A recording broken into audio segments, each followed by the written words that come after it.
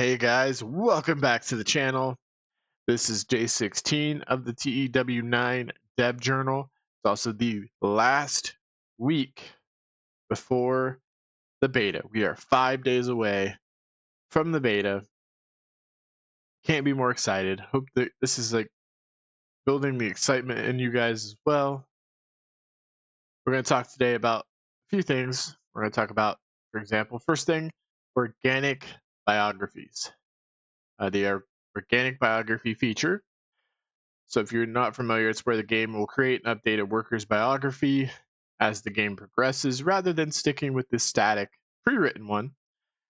Has undergone a significant change in that the context is now created on demand whenever a specific biography appears on the screen. While this is an invisible change in the terms of what we'll see, it's significant in that it completely eliminates the loading time bump that it used to create. So this means that databases that make use of this feature will have much improved performance in their in-between days and the loading times in between days, which is really awesome. If you like that type of feature, I never really used it, um, but it might now with this feature. AI managers. By popular request, AI-controlled companies now make use of managers in the same way that a player would. For example, you'll see managers take on new clients, drop old clients, and etc. This help makes AI controlled companies feel more realistic and makes managers, who were mostly sidelined in previous games, take on a more important role. Visible AI pushes.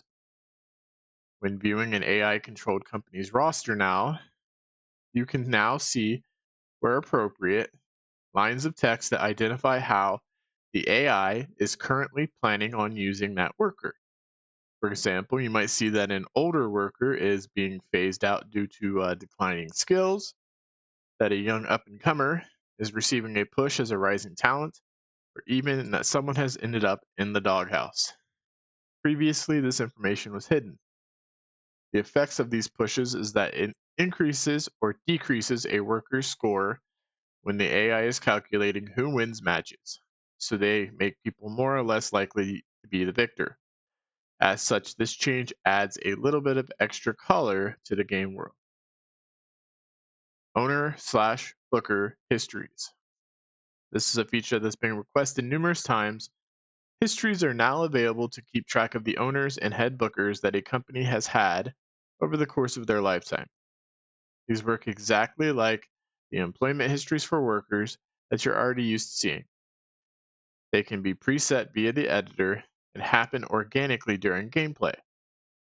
You can view these histories when looking at a specific company or worker within with the company version giving a chronological look at who's held each position.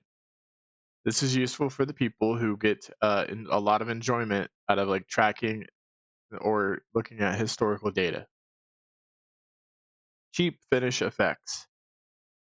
The AI around cheap finishes, such as countouts, DQs, dusty finishes, etc., has been upgraded so that they are now better taken into account in regards with how it affects workers.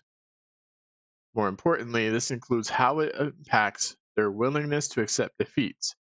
This allows some more subtle booking strategies, as you can nudge someone into taking a defeat by making it a cheap finish rather than a clean one.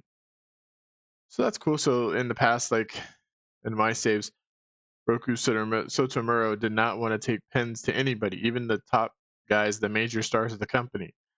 Maybe with this feature, I could have nudged him to a cheap finish rather than like using the keep strong or um, something like that. Free picture mass add. By request of several database makers, free pictures can now be mass added. This is done by ticking off a number of pictures from a list and applying the same settings to all of them at once. This will dramatically speed up the creation of mods, especially if the database maker has subdivided the pictures by name in advance. Pretty cool. We're going to have improved job hunting. So the user can now apply for other jobs without needing to quit their current position first.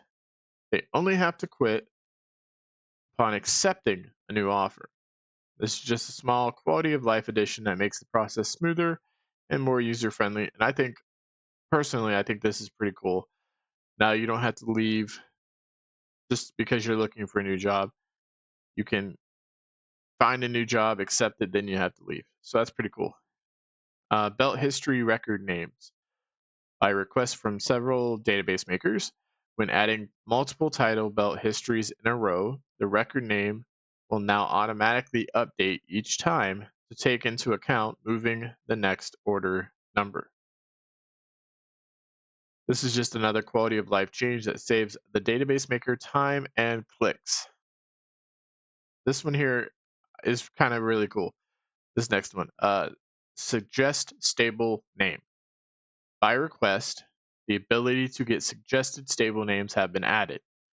This works the same as the existing features whereby you would get suggested names for workers or events or even tag teams, in that the game will look at stable names file and pick one that is appropriate for the situation.